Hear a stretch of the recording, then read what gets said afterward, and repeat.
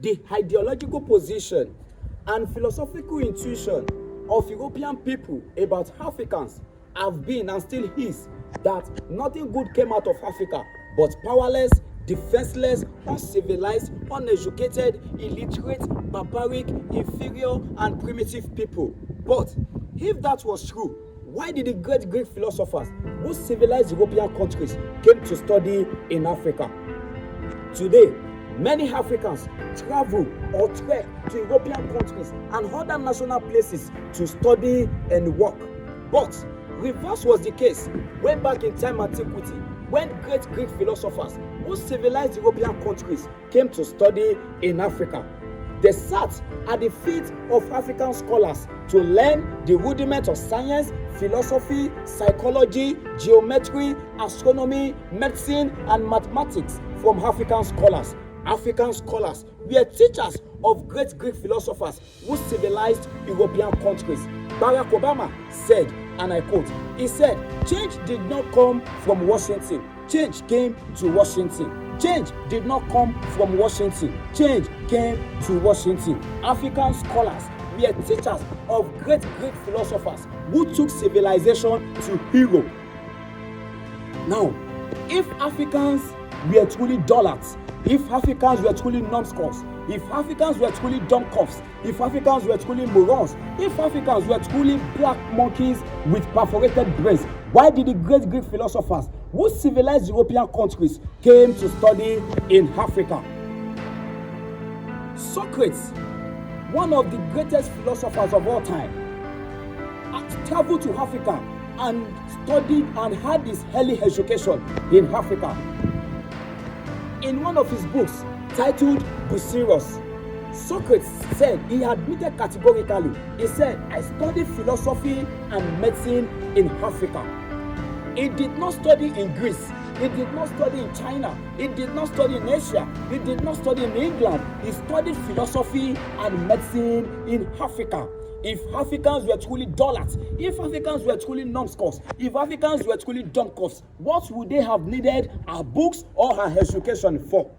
At the age of 70, Socrates was accused, found guilty, and condemned to death for plagiarizing the works of an African scholar, an Ethiopian whose name is Aesop.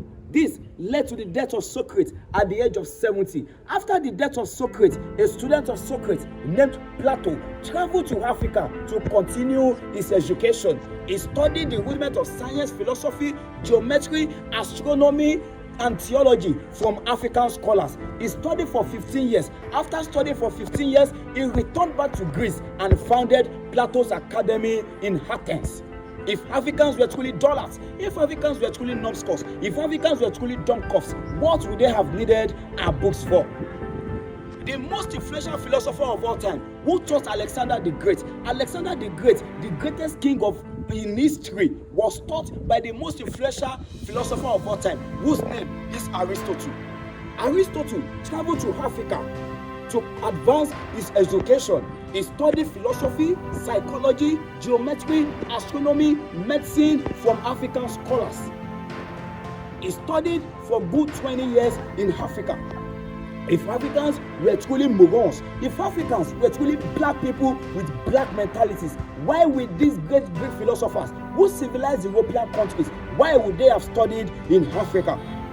In the area of mathematics, the calendar we use today, having 365 days in a year, was schematized by the Egyptians in Africa. The mathematical system of binary numbers, which is the spinal cord of the computer today, was invented by the Kemites in Africa. The so-called Pythagoras theorem, which states that the square of the hypotenuse of the right angle triangle is equal to the square of the other two sides.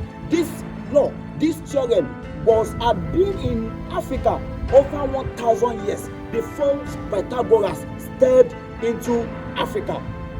When Pythagoras came to Africa, he studied for 22 years. Then he went back and transferred the law there. But originally, the so-called Pythagoras theorem is indeed an African theorem. In the area of medicine, African doctors have been practicing medicine way back in time antiquity. In the year 47 BC, precisely June 23rd, 47 BC, when the first female pharaoh of Egypt was to deliver a baby boy whose name is Cleopatra, she was unable to deliver this baby. African doctors came together and were led by the original father of medicine, whose name is Imhotep. They came together and performed an obstetric operation on her, which helped her to deliver the baby boy. They named the baby Caesar. From there we have the Caesarean section we have today. Africans have been practicing medicine way back in time antiquity. This happened 47 BC.